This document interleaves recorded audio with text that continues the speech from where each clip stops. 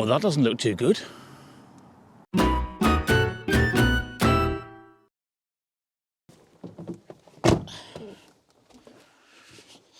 Hello. Welcome back to the continuing saga of the £100 Nissan Micra, and I think it's fair to say that wing mirror over there on the near side needs a bit of attention. We'll get to that in a moment. First though, I'm going to finally give in, dust off my long-suffering wallet and buy a battery. Come with me and I'll show you why. Now, you may remember that I recently did just a very quick update video showing you that the battery in this car wasn't just flat, it was unbelievably flat. It didn't even have the power to turn on the lights down there in the instrument cluster. The hazard warning lights, they wouldn't come on either. The rear demister, the bulb in there wouldn't come on, the fan wouldn't come on. The battery was absolutely, completely and totally flat. Anyway, long story short, I put the battery on charge for a very, very long time, far longer than it should need to charge, and even after all that, according to the multimeter, it's still only reading just over 5 volts, which is nowhere near enough. It should be 12.5 or thereabouts. So, bottom line, we've got to figure out what type of battery to buy as a replacement. So let's use this old battery as a reference for what we should buy. It is, or was, 45 amp hours. The cold cranking amps were 330 and 12 volt, of course. As for the physical dimensions, that's about 23 centimeters long. The width, that's about 12 centimeters. And the height, that is about 22 centimeters to the top of the post. So let's buy something similar. So while we're waiting for the battery to arrive, let's have a look at the near side mirror. And the problem, as you can see, is that the black case is very loose. Despite that, the mirror does work as it should. It's a manual one, so you just adjust it here, and you can see it's going left, right, up and down. Now, I have had a quick look on eBay and I can buy a whole replacement mirror for a modest price, and it looks easy enough to fit. You just take this plastic trim off and there are some nuts and bolts behind there. But nonetheless, before spending yet more money on this car, I'd like to see if I can at least try and improve what's already here. And I suspect to do that, the first step is to remove the glass. So let's have a go. Now, I think the glass mirror is held in place by a simple clip rather than adhesive. So I think I can just pull, and with a bit of luck it will come out without smashing. So let's have a go. We'll move the mirror like that first of all, so I can get my hand behind it. Cross your fingers. Don't break, don't break, don't break. No, that's not wanting to come, is it? Let's try pulling from the other side. Oh dear. This could go very badly wrong very quickly. Oh no, there we go. Got away with it.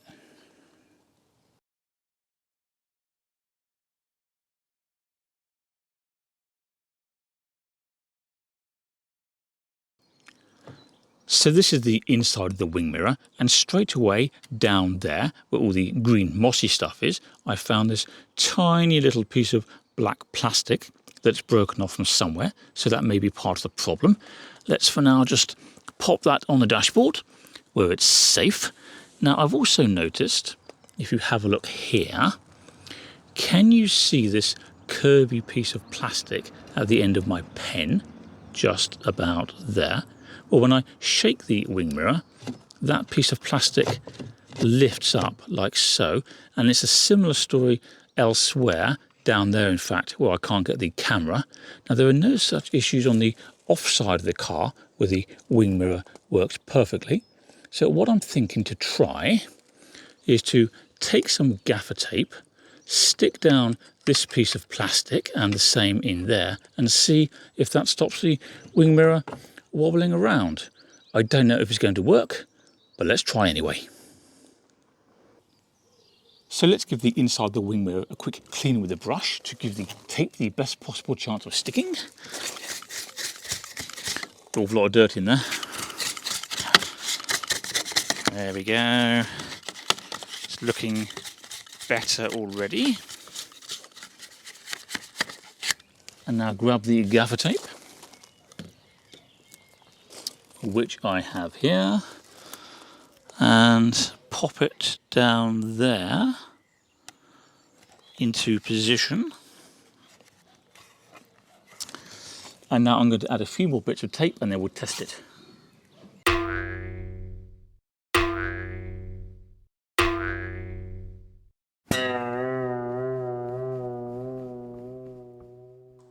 So look, that's a lot more solid. It's not wobbling about anything like as much as it was. And we can even, if we need to, fold the mirror in against the side of the car, and yeah, it's solid there too. Good.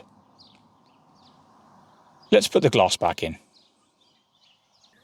So here's the clip on the back of the glass, and it needs to connect onto here.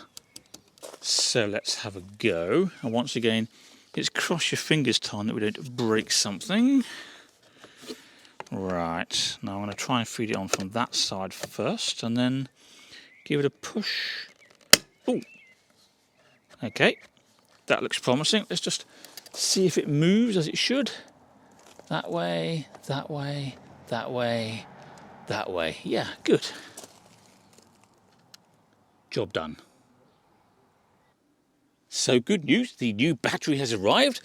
It's just down here. There we go. Now this is not a fancy high-spec battery. It is fairly basic, but nonetheless it will do the job, and it's a similar specification to the old one. And look, this did come really well packaged. Just look at the size of the box, and we got all this foamy stuff. There's a bag here which has got one of these valves on it for letting air in and out, cardboard, and an absolute metric ton of polystyrene, which has clearly done a good job of protecting the battery, but it's a bit irritating because it is dropping bits absolutely everywhere. It's all over the back seat. But anyway, never mind. Before we install the battery, there are a few things we need to do by means of preparation. Now the battery came with this little note that says, "Important! We have plugged your battery for transit. The transit plugs must be removed immediately to prevent the build-up of pressure." That got my attention, so let's see if we can find those transit plugs. And presumably, as I can't see them yet, they're under this plastic lid, so that can come off. And oh yeah, look, we have another note telling us about the plugs and indicating they're here on the side, which indeed they are. It's that little red thing.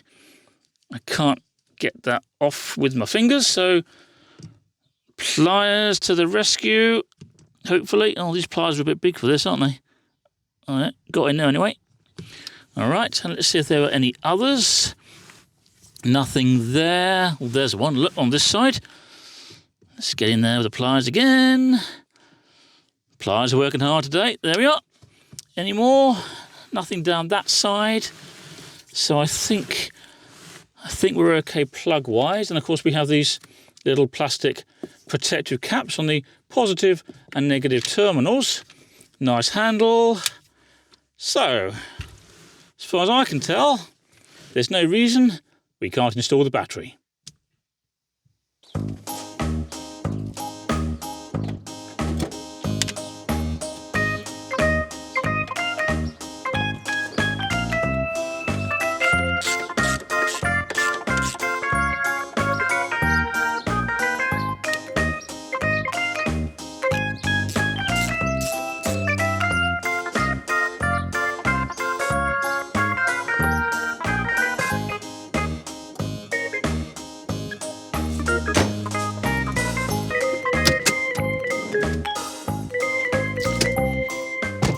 Right then, let's see if it starts.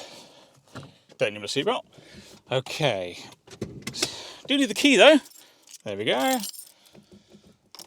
Okay. Well, the hazard lights are working, so that's a good start. And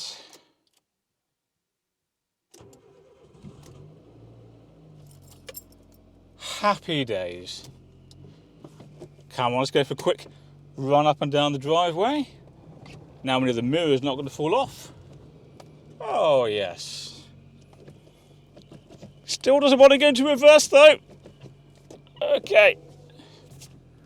Back we go. Towards the door. Try not to hit it. Oh, yes, this is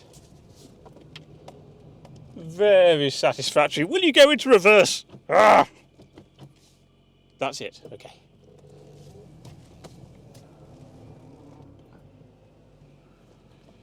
And park it back next to the Primera.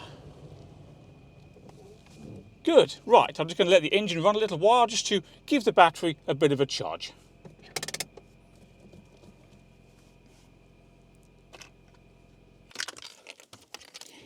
So there we go. We haven't done anything complicated today, but nonetheless we have made meaningful progress. New battery means the car can actually start and drive, and I'm quite pleased with that little mirror repair we did over there, because for the price of a tiny bit of gaffer tape, it is now reasonably well attached. It's a lot more solid than it was, and I reckon that'll be okay for a good long time. It feels pretty solid. Anyway, that's all for this one, because guess what? I have to hoover up all that polystyrene. See you next time.